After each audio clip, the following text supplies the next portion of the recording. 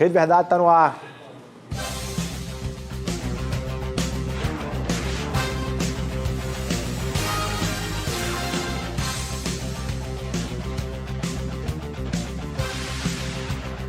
Olá, minha Paraíba, muito boa tarde. Chegamos à sexta-feira, dia 21 de maio de 2021, começando mais uma edição do seu Rede Verdade. Eu convido você para acompanhar, seguir conosco aqui no Rede Verdade. No programa de hoje, trazer o deputado federal Leonardo Gadelha.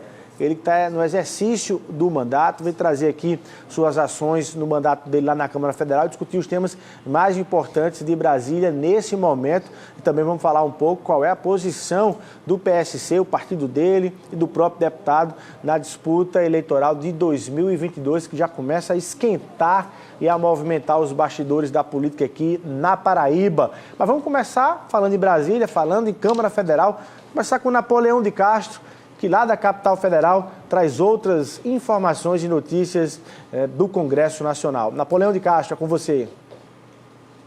Meu abraço, Luiz. Muito boa tarde a você. Cumprimentos ao nosso telespectador. Aqui Brasília, aqui Congresso Nacional. Nesta sexta-feira, a equipe Arapuã voltando para a gente fechar essa semana de cobertura direto do Planalto Central com as principais informações políticas aqui na capital brasileira. A sexta-feira política já é de pouca movimentação em Brasília. Uma semana movimentada em nível de Congresso Nacional. Na Câmara, tivemos a aprovação em primeiro turno do projeto que abre espaço para a privatização da Eletrobras. Na CPI da pandemia, o ponto alto foram 2 dias de depoimentos do ex-ministro da Saúde, Eduardo Pazuello. A CPI retoma os seus trabalhos na próxima terça-feira. E falando de política, conversamos com o líder nacional dos democratas, deputado do nosso estado, Efraim Filho. Ele que recebeu vários prefeitos esta semana aqui em Brasília, que está numa pré-candidatura ao Senado e que já contabiliza o apoio de mais de 90 chefes de executivo. Efraim Filho falou sobre a iniciativa dos prefeitos. Mostra confiança no nosso trabalho, as ações que nós conseguimos pela Paraíba, obras, recursos, investimentos como a do Hospital Metropolitano, a maior emenda de saúde pública, da história, tem ajudado a salvar vidas. E a gente vai recebendo esses apoios, são mais de 90 prefeitos já hoje, daqui a pouco chegamos a 100 prefeitos da Paraíba, mostrando que estamos no rumo certo. Mas é preciso tratar isso com muita humildade, cabeça no lugar, pezinho no chão, um passo de cada vez, e é assim que a gente vai percorrendo os cantos e recantos da Paraíba. São os destaques e as informações desta sexta-feira de Brasília, exclusivo para o Rede Verdade, Napoleão de Castro. Volto contigo no comando e liderança aí nos estúdios, Luiz. Muito obrigado, Napoleão. E vou pegar esse tema aí para conversar com o nosso convidado de hoje. Aqui um cumprimento, deputado Leonardo Gadelha. Muito boa tarde. Seja muito bem-vindo agora presencialmente ao Rede Verdade. Verdade, Luiz. Muito obrigado por essa oportunidade. É sempre muito rico poder conversar com os paraibanos por intermédio do seu programa. Bom demais. Vou querer saber como é que você acha aí essa candidatura do Efraim Filho ao Senado Federal. Mas antes de chegar e falar em política, vamos falar um pouco sobre a movimentação lá na Câmara Federal. Quero começar sobre temas que são polêmicos nacionalmente, que estão sendo debatidos lá e quais foram suas posições. Privatização da Eletrobras. Você votou como nessa matéria, deputado? Luiz, antes de mais nada, eu quero dizer que eu não tenho uma posição dogmática acerca das privatizações. Acho que em determinados contextos elas podem ser bem-vindas, podem ser benfazejas para a sociedade brasileira e em outras circunstâncias não. Eu tinha uma avaliação que o texto, como foi colocado, o texto final, era negativo, nefasto para os interesses da Paraíba, porque se estabelecia um confronto com 2 grandes vocações do nosso estado, que são a geração de energia solar e a geração de energia eólica. Como se exigia a contratação de uma térmica para o nosso estado, eu acho que isso redundaria em prejuízos para essas 2 grandes vocações. Por outro lado, havia uma orientação por parte do líder do meu partido, que era favorável à matéria. Eu não queria confrontar a orientação do meu líder, tinha convicção de que o texto era ruim para a Paraíba nesse aspecto, achei por bem não participar da votação. Mas você acha que os paraibanos que votaram a maioria da bancada paraibana votou favorável à privatização, eles cometeram ali um equívoco que pode prejudicar a Paraíba? Luiz, eu acho que todos têm, o livre-arbítrio tem a capacidade de fazer essa leitura, todos os parlamentares paraibanos são comprometidos com o processo de desenvolvimento. É uma questão de leitura, uma questão de interpretação. No meu ponto de vista, sobre a leitura que eu fiz, olhando para frente, projetando a contratação dessa usina térmica face a face com a projeção do que a gente pode gerar de ganhos para a Paraíba na geração de energia elétrica, solar e eólica, eu acho que não era o momento adequado. Pelo menos esse não era o texto que mais bem servia a população da Paraíba. Mas na sua análise geral, como você está falando aí, você não tem uma ojeriza completa ao debate sobre privatização das estatais brasileiras. Você acha que é para se debater esse tema? Eu acho, Luiz, que a gente deve olhar caso a caso. Eu repito, eu não tenho uma postura dogmática, eu não acho que isso é uma equação matemática, em que cada uma das propostas de privatização precisem ser analisadas sob o mesmo prisma. Acho que cada um tem um contexto diferente. Existem autarquias, existem estatais que já não prestam um serviço relevante à sociedade. A gente pode fazer um tipo de discussão. Existem outras tantas que são muito importantes do ponto de vista estratégico do processo de desenvolvimento nacional. Com essas a gente tem que ter um pouquinho mais de parcimônia. O que eu digo de forma muito clara, a postura vai variar de acordo com o contexto e de acordo com a importância daquela estrutura para a sociedade paraibana e brasileira. Deputado, falando em prestação de serviço, exatamente, logo que você assumiu o mandato, numa entrevista aqui no bate-papo comigo, virtualmente, mas você anunciou que um dos itens da sua agenda estaria voltar e reforçar o debate sobre a questão da transposição das águas do Rio São Francisco, do uso e do usufruto real e dessa história de quem vai pagar por essa água, quem não vai pagar. O que é que você conseguiu colher em relação à situação atual da transposição do São Francisco aqui para Paraíba? Luiz, em primeiro lugar, uma boa nova. Há cerca de 10 dias eu participei de um evento na sede do Ministério do Desenvolvimento Regional, onde o ministro, o potiguar Rogério Marinho, assinou a ordem de serviço da última intervenção de grande porte, antes da chegada das águas do Eixo Norte à região do sertão da Paraíba, especialmente a região polarizada por Sousa.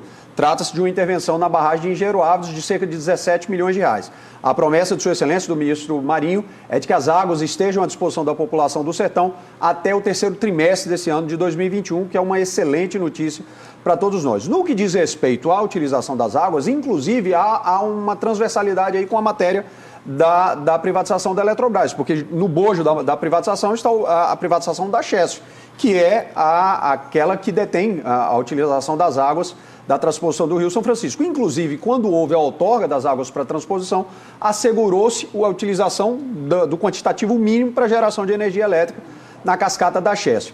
A promessa, tanto de uma matéria quanto de outra, é de que as águas que sejam utilizadas para o consumo humano, para o consumo animal, sejam subsidiadas. E que depois, havendo uma quantidade extra de águas, é importante sempre a gente lembrar que a outorga é de 26 metros cúbicos por segundo, mas os canais estão dimensionados para 127 metros cúbicos.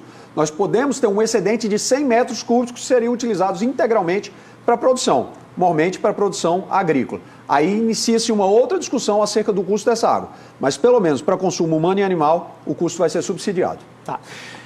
Como você chegou e está atuando lá no Congresso Nacional, você acha que o Congresso está desconectado das pautas que o Brasil realmente precisa? E aí especificamente, no Senado se trata, e naturalmente ganha todas as manchetes, a questão da CPI da pandemia. Na Câmara, a polêmica maior em relação à comissão especial que está votando o projeto que libera ou não libera o uso da planta da maconha. E esse debate aí, quero saber inclusive sua posição. Mas, no geral, você acha que hoje, na sua leitura, você está lá e está dizendo assim, ó, estamos desconectados do Brasil e das necessidades reais do Brasil como Congresso ou não?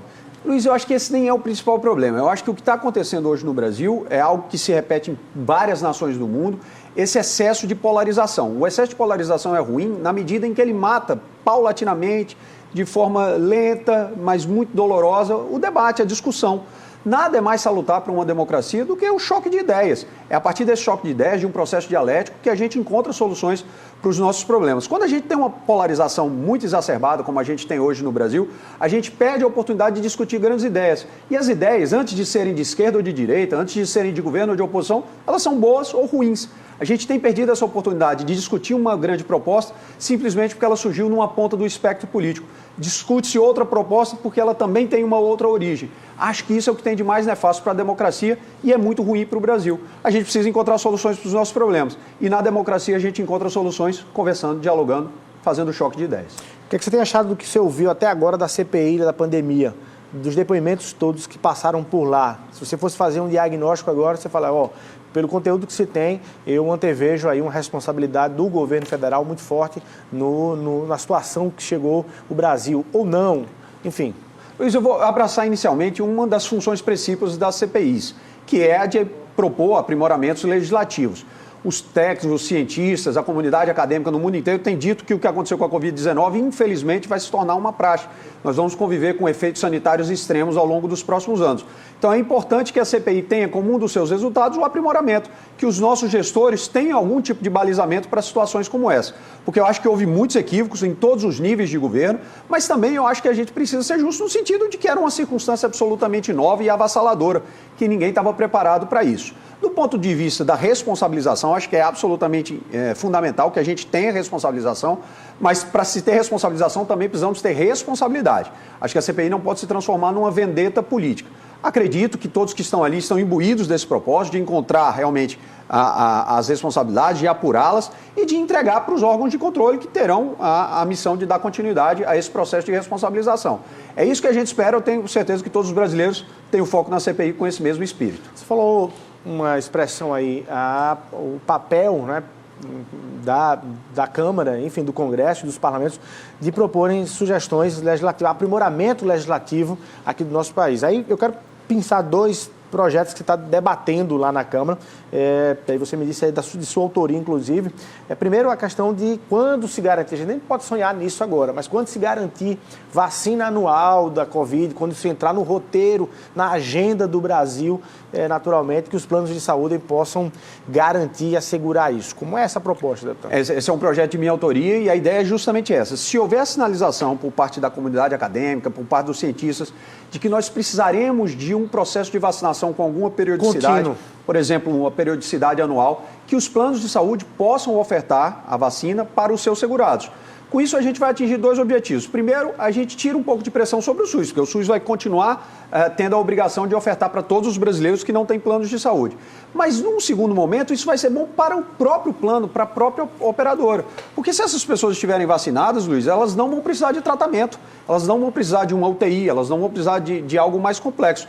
No médio e no longo prazo, acaba ganhando a própria seguradora. Então, ganha o SUS, que perde um pouco de pressão, pelo menos aqueles que já estão segurados, passam a fazer o uso das vacinas por meio dos planos de saúde, que vão ter que ofertar isso gratuitamente, mas acho que no médio e longo prazo até o próprio plano vai ganhar, porque vai deixar de ter pressão sobre o sistema médico hospitalar. Isso é um debate interessante, deputado. Isso é um debate interessante. Sim. Naturalmente é um debate futurista. Futurista. Estou olhando para frente e colocando como premissa que haja essa indicação por parte das autoridades sanitárias. Eu não sou cientista, não posso ter a pretensão de dizer que é necessário que a gente tenha essa vacinação anual. Se porventura houver essa indicação por parte da comunidade científica, das autoridades, aí que a gente obriga os planos de saúde a ofertar aos seus segurados. E para o momento, quando eu falo futurista, porque é algo que está sendo projetado para frente, num patamar em que a gente sonha que o Brasil teria a quantidade certa de vacina e que estaria vacinando dentro dessa periodicidade, seja anual, seja bianual, enfim. Mas para esse momento agora, maior confusão, falta de vacina, apagão de vacina no Brasil. E há quem já defenda, a partir do governador João Azevedo, do prefeito Célio Lucênio João Pessoa e outros prefeitos no Brasil, que se acabe com essa história do Plano Nacional de Imunização do jeito que ele está agora, acabe com essa história de categorias e grupos de prioridade, volte-se a vacinar tão somente por idade, depois de avançadas as comorbidades, depois de avançados os profissionais de saúde. O que é que você acha em relação a isso? Assim? Como é que você resolve esse problema aí que o Brasil enfrenta hoje, inclusive pessoas que não tomaram a segunda dose porque não tem dose? Luiz, esse não é um debate simples, eu acho que a gente não pode ser reducionista.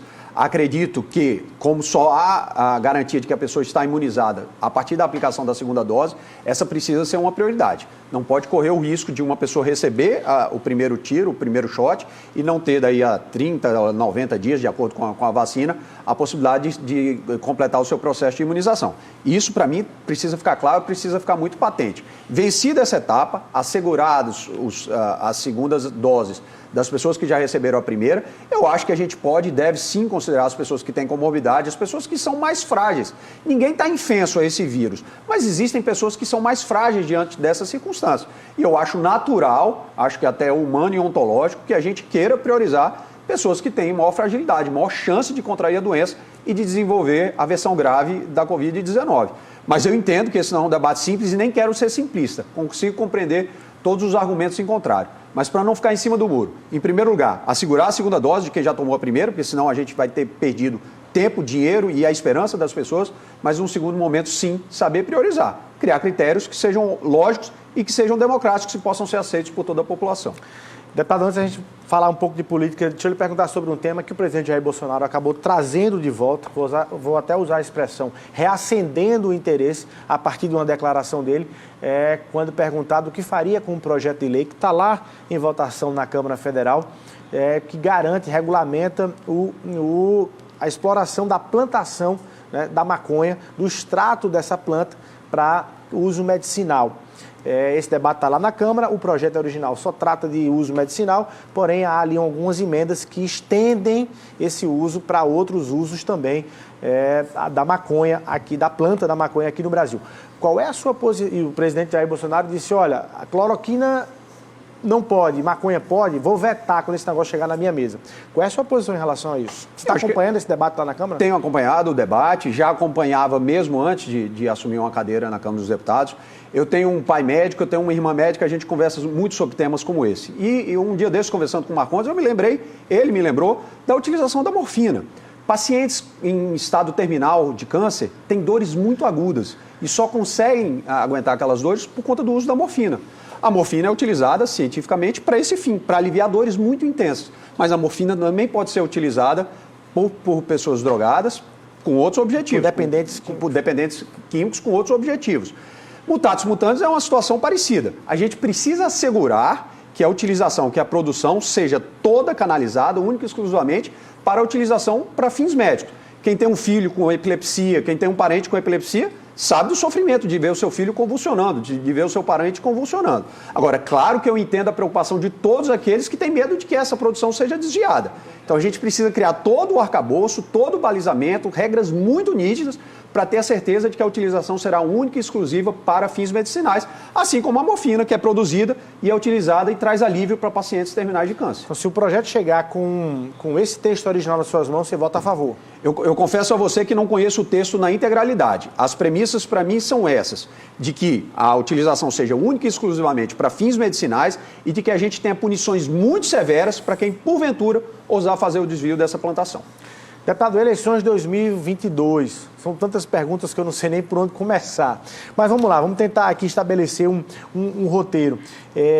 Nacionalmente falando, você já tem ali uma visão mais clara de que posição, a partir seja do Partido Nacional, seja numa posição independente aqui na Paraíba, vai tomar? Você vai com Bolsonaro, não vai com Bolsonaro? Tem aí um encontro do ex-presidente Lula com o ex-presidente Fernando Henrique. Pode ser que haja uma coalizão de todos contra Bolsonaro e isso lhe atrai do ponto de vista eleitoral e político? Luiz, o PSC quer sempre participar ativamente do processo político. Não é à toa que, em que pese ser um partido de porte entre médio e pequeno, participou ativamente dos últimos dois pleitos. Em 2014, nós tivemos candidato a presidente da República. Em 2018, nós tivemos candidato a vice-presidente da República. Essa é sempre a nossa linha. O ex-deputado Marcondes Gadelha costuma brincar que time que não entra em campo não ganha torcida. A gente gostaria de participar do processo eleitoral ativamente. Agora, a gente também não pode tapar o sol com a peneira. Se, eventualmente, nós não tivermos as condições objetivas de participar de uma forma concreta, que contribua com o processo dessas eleições de 2022, o nosso caminho seria realmente marchar com uma das candidaturas postas. Aí, por enquanto, a gente está falando da disputa presidencial. Presidencial. É claro que, do ponto de vista da sociedade, quanto mais alternativas, quanto mais propostas, melhor. Agora, a gente também precisa ser realista. Tanto o presidente Bolsonaro quanto o ex-presidente Luiz Inácio Lula da Silva são dois grandes fenômenos de massa. Eles conseguem arrastar parcela significativa da população brasileira.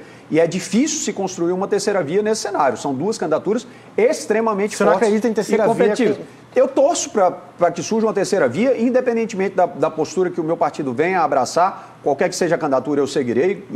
Relatava agora há pouco o compromisso e o meu desconforto em não seguir orientações partidárias. Quero sempre segui-las. Agora, me parece que nesse contexto, as coisas caminham, a partir inclusive dessa reunião de ontem, do ex-presidente Fernando Henrique, do ex-presidente Lula, caminham para a intensificação desse processo de polarização. Torço, porque acho que quanto mais alternativas, melhor. Quanto mais intenso o debate, maiores as chances de surgirem boas ideias para os problemas brasileiros, mas me parece que a coisa começa a caminhar nesse sentido. E na sua visão, você acha qual é o peso que vai ter a disputa nacional presidencial aqui na Paraíba? Ou seja, dizer aqui na Paraíba que é candidato de A ou de B vai influenciar até que ponto nesse sentido? eu tenho dificuldade de precisar, de mensurar, mas indiscutivelmente algum tipo de correlação existe. Tanto do eleitor que está vinculado a um candidato a governador e acaba se dirigindo para o candidato a presidente com o qual ele está associado, quanto o contrário. Um eleitor que primeiro define o seu voto presidencial e depois acaba se dirigindo para um candidato a governador que tenha vínculos. Eu acho que há sim uma correlação.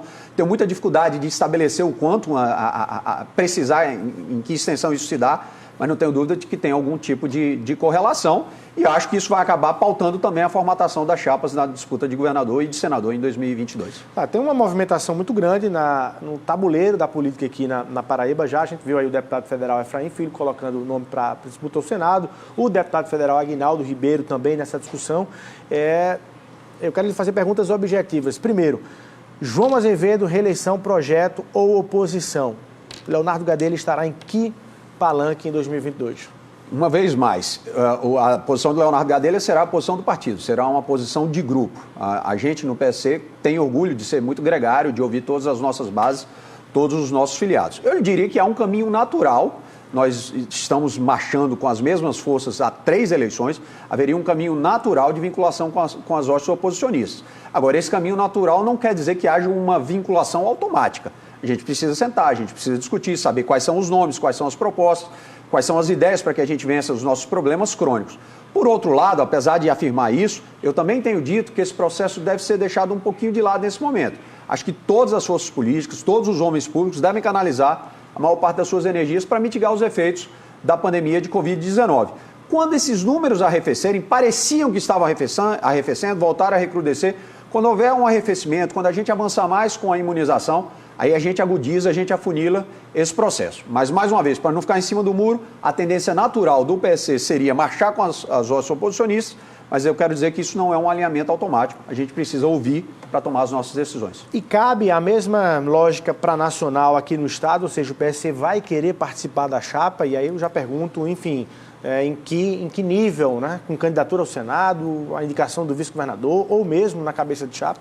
Luiz, todos os partidos têm um grande desafio nesse momento, que é o de fazer muitos votos para deputado federal. A legislação coloca a sobrevivência dos partidos na quantidade de votos amealhados para deputado federal, tanto o fundo partidário quanto o tempo de televisão, o direito de algumas prerrogativas no âmbito da Câmara dos Deputados, estão todos diretamente relacionados aos votos auferidos para deputado federal. Isso posto, eu quero dizer que a gente tem a pretensão de voltar a ocupar uma cadeira na Câmara dos Deputados, o PSC pelo menos. Isso posto, eu quero dizer que, claro, que o PSC almeja sempre ocupar um espaço na chapa majoritária. Por 2 razões. Por achar que tem experiência suficiente, que tem boas propostas, que tem um conteúdo programático que vai ao encontro das necessidades do Estado nesse instante, mas também por achar que tem quadros competitivos. Acho que esse binômio precisa estar presente na definição. Boas ideias, boas propostas, experiência, capacidade de contribuir com a Paraíba, mas, ao mesmo lado, ter nomes competitivos que possam, efetivamente, ter chance de sucesso no pleito. O PSC vai colocar esses nomes no momento correto. Bom, como liderança política, exercendo o mandato no momento, na condução aí, enfim, de um partido aqui no Estado, já lhe pediram voto aqui na Paraíba para senador e para governador, desses nomes todos que a gente está citando aí, Efraim Filho, Aguinaldo Ribeiro, enfim, Romero Rodrigues, o ex-prefeito de Campina Grande, Romero Rodrigues, o deputado Adriano Galdino, presidente da Assembleia, já chegaram ao deputado Leonardo Gadelha dizendo, e aí, você vai de quê e de quem? Eu tenho um problema de cunho pessoal, graças a Deus eu sempre cultivei muitas amizades, sou amigo pessoal de todos esses nomes que você citou. Agora, eu acho que a coerência é um ativo muito importante na atividade política. Repito, nós estamos marchando nesse campo já há algum tempo, acho natural que isso venha a acontecer. Tenho profunda admiração, amizade pessoal com o deputado Efraim, mas se porventura ele estiver em outro campo, eu teria essa dificuldade. O mesmo vale para o deputado Aguinaldo, o mesmo vale para o presidente da Assembleia, Adriano Galdino, o mesmo vale para o nosso querido amigo Romero Rodrigues.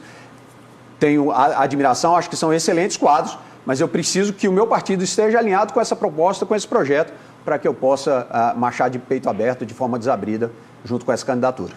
Tá, para a gente fechar, distritão, essa questão de, enfim, acabar com o voto proporcional na eleição proporcional e ser mais ou menos uma eleição majoritária aí para deputado federal, enfim, como é que você acha disso? Luiz, eu acho muito importante que você tenha suscitado esse tema, porque às vezes passa à margem do debate, a maior parte da população não se atina, não se liga no que está acontecendo.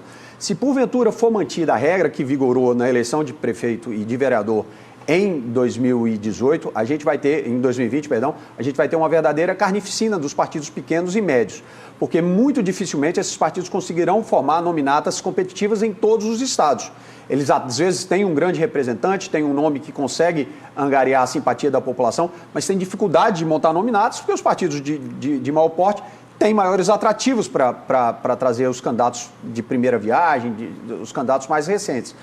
Há uma tendência, então, da gente ter uma aglutinação em 2, 3, 4 partidos. A experiência brasileira com poucas legendas não foi feliz. É claro que um universo de 35 partidos não é funcional. A gente tem que diminuir isso, mas a gente já encontrou a fórmula para diminuir, que é a cláusula de barreira. A cláusula de barreira já está vigorando há 2 eleições, vem crescendo paulatinamente, 2, 2,5%, 3%. Haveria um momento em que a maioria dos partidos não conseguiria atingir a cláusula de barreira, precisaria se aglutinar, e aí nós teríamos um ambiente funcional com 7, 8 legendas que poderia representar todo o espectro político. Mas o mais importante é que essa decisão seria da população brasileira, da forma como querem fazer, excluem os partidos pequenos e médios, jogam milhões de eleitores ao léu e a gente perde a oportunidade de ter um sistema extremamente claro, porque o Distritão traz clareza para o eleitor. Se a Paraíba tem 12 cadeiras de deputado federal, os 12 mais bem votados vão ocupá-las. Se a Paraíba tem 36 cadeiras de deputado estadual, os 36 candidatos mais bem votados vão ocupá-las. É isso que o PSC defende: clareza, transparência e que cada voto do brasileiro vala exatamente aquilo que ele deveria valer. Você acha que isso passa? Qual a sua previsão? É duvidoso, Luiz, porque se trata de PEC, a gente precisa de 308 votos, a gente precisa de 3/5 na Câmara e no Senado em 2 turnos. Sinto que a maioria da Câmara dos Deputados quer essa alteração, quer o sistema distritão, se convencionou de chamar de distritão, que é esse dos mais votados uninominalmente, mas eu não sei te dizer, precisar, se a gente alcança os 308 votos. Tá aí, deputado Leonardo Gadelha, queria agradecer sua participação aqui no Rede Verdade, desejar boa sorte aí no exercício do mandato. Eu que agradeço essa oportunidade, sempre muito rica. Muito obrigado, boa tarde a todos. Bom demais. A você o nosso abraço, muito obrigado pelo carinho da sua audiência, um ótimo final de semana e até segunda-feira, se Deus quiser.